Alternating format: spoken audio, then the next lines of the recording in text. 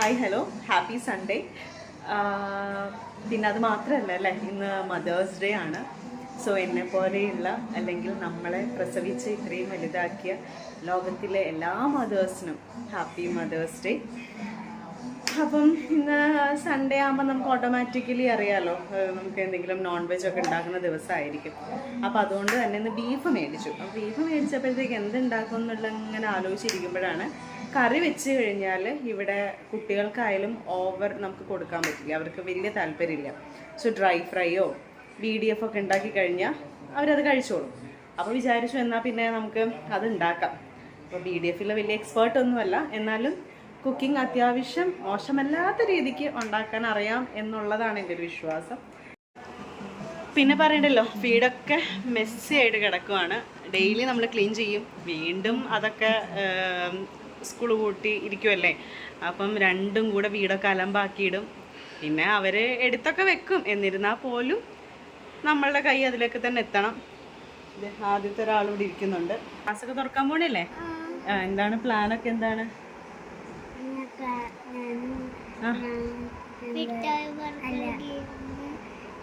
Class തുറക്കാൻ പോണ ആരെയാന്ന് ചോദിച്ചു. നിന്റെ പല്ല് എവിടെ പോയാ? മീ 2 പല്ല് പോയല്ല? 4 പല്ല് പോയാ? എന്താ ഫ്രണ്ട്സിൻ്റെ അടുത്ത് പറയാനുള്ളേ? പല്ല് നമ്മൾ സെൽഫായിട്ട് അത് എടുക്കുമ്പോൾ വേദനയുണ്ടോ? പല്ല് നമുക്ക് എടുക്കുമ്പോൾ വേദനയുണ്ടോ? അമ്മ എടുത്ത് തന്നപ്പോൾ വേദന ഉണ്ടായോ?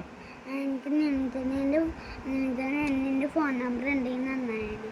ഈ കാര്യം പറയട്ടെ, നിലഞ്ചിൻ്റെ ഒരു മരുന്നുണ്ട്, എനിക്കാത്ത മരുന്ന്. ആ മരുന്ന് ഇവിടെ ഇളകണ സ്ഥലത്ത് തേച്ചിട്ട് നമ്മ ഇങ്ങനെ പറിക്കുമ്പോൾ ഒരു വേദന ഉണ്ടാവില്ല. ആണോ? അതേത് മരുന്നാണ്? എന്നോട് ചോദിച്ചിട്ടില്ല.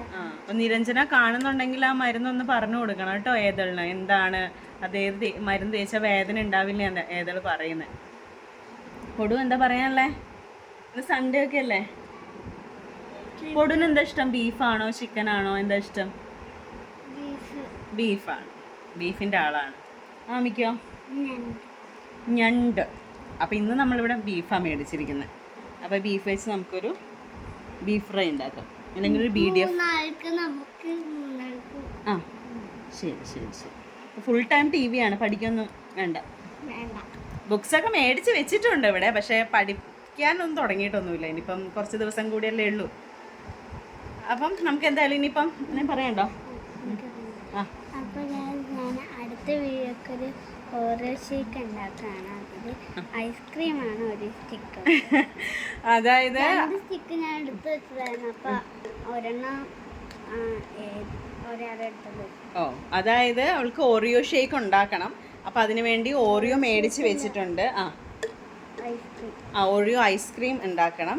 സോ ആള് അവിടെ ഓറിയോ ബിസ്ക്കറ്റൊക്കെ മേടിച്ച് വെച്ചിട്ടുണ്ട്, പിന്നെ പാല് മേടിച്ചൊക്കെ വെപ്പിച്ചിട്ടുണ്ട്. അപ്പം ക്ഷമയില്ല, ഇപ്പം തന്നെ അവൾക്ക് ഉണ്ടാക്കണം എന്നുള്ള രീതിയാണ്. അപ്പം ഞാൻ പറഞ്ഞു ഞാൻ ഉണ്ടാക്കി തരാം, ആദ്യം ഇവിടുത്തെ പണിയൊന്നും തീരട്ടെ എന്നിട്ട് ഉണ്ടാക്കാമെന്ന് പറയാം. അപ്പം നമ്മുടെ ചാനലിലൂടെ നമുക്ക് ഉണ്ടാക്കാം അല്ലേ? അത് ഞാൻ സ്ട്രോബെറി ഐസ്ക്രീമും സ്ട്രോബെറി ജ്യൂസും ഉണ്ടാക്കും. അപ്പോൾ അവള് സ്ട്രോബെറി ഐസ്ക്രീമും സ്ട്രോബെറി ജ്യൂസും ആണ് ഉണ്ടാക്കാൻ പോകുന്നത്. ലൂക്കുന് എന്തെന്ന് വേണ്ടേ? എന്ത് വേണമെന്ന്? എന്താ വേണ്ടേ കുഞ്ഞിന്? ഇന്ന് എന്ത് കുറുക്ക് വേണം?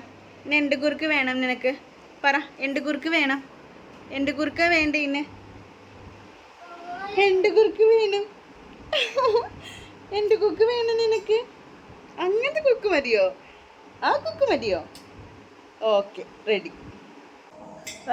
ചോറ് വെക്കാനുള്ള ടൈമായി. എനിക്ക് തോന്നുന്നു ജയരി അവിടെ മേടിക്കുന്നത്.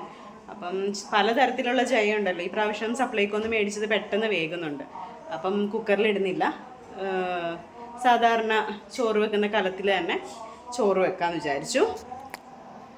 ഇത് ഹെൽപ്പ് ചെയ്യാൻ ആൾ വന്നിട്ടുണ്ട് കേട്ടോ. ഇട്ടോ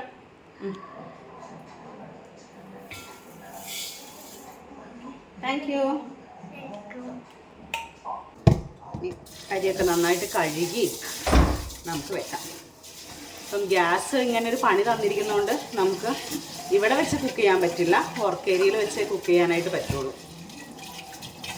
2 ആഴ്ചയായി ഗ്യാസ് ബുക്ക് ചെയ്തിട്ട്.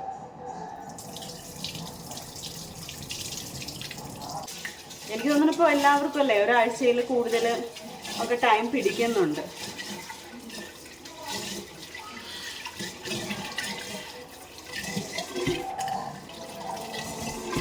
ഈ 3 കുട്ടികളുള്ള പാരൻസ് ആരെങ്കിലും ഉണ്ടോ? എങ്ങനെയുണ്ട് നിങ്ങളുടെ ലൈഫൊക്കെ, എങ്ങനെ പോകുന്നു?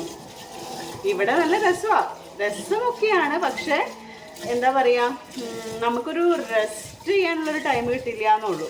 പിന്നെ സ്കൂളിലൊക്കെ പോയി തുടങ്ങിയാൽ പിന്നെ വൈകുന്നേരമല്ലേ വരുന്നുള്ളൂ, അതുകൊണ്ട് കുഴപ്പമില്ല.